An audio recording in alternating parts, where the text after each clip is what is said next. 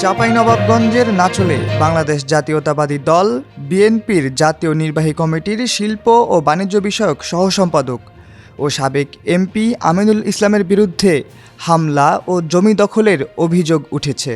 অভিযোগ করেছেন বিএনপির তৃণমূলের নেতাকর্মীরা। বৃহস্পতিবার 14 নভেম্বর চাঁপাইনবাবগঞ্জ প্রেসক্লাবের সামনে এর প্রতিবাদে মানববন্ধন ও কর্মসূচি পালন করে তৃণমূল বিএনপির নেতাকর্মীরা। মানববন্ধনে উপস্থিত ছিলেন ভুক্তভোগী পরিবারের সদস্য মাহফুজুর রহমান শাওন, লিপি হক, রেজিয়া বেগম, পিঙ্কি খাতুন, নাচল উপজেলার ছাত্রদলের সহসভাপতি কাফেক আলী সহ আরও অনেকে।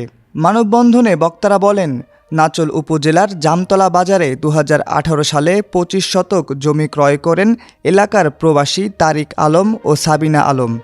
দীর্ঘদিন ধরে জমি দখলের পাঁয়তারা করছিলেন আওয়ামী লীগের নেতা কাউসার আলী ও নাচল উপজেলা আওয়ামী লীগের সাধারণ সম্পাদক আব্দুল কাদেরের সাঙ্গপাঙ্গ জমশেদ আলী রঞ্জু। এরই ধারাবাহিকতায় গত 10 অক্টোবর জোরপূর্বক ভাঙচুর ও দোকানঘর উচ্ছেদ করেন তারা।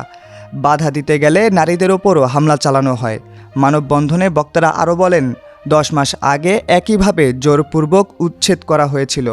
এসব দখল মারধরের কাজে মদদ দিয়েছিলেন চাঁপাইনবাবগঞ্জ 2 আসনের সাবেক সংসদ সদস্য আমিনুল ইসলাম।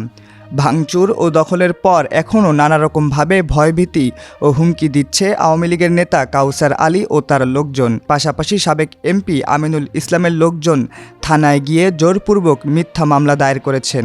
এ নিয়ে নিরাপত্তাহীনতায় থাকার অভিযোগ করছেন ভুক্তভোগীর পরিবারের সদস্যরা। এ বিষয়ে সাবেক এমপি আমিনুল ইসলামের সঙ্গে মুঠোফোনে কথা হলে তিনি বলেন, এ বিষয়ে আমার কোনো বক্তব্য নেই, আপনারা সত্যতা বিচার করে যা লেখার লিখবেন।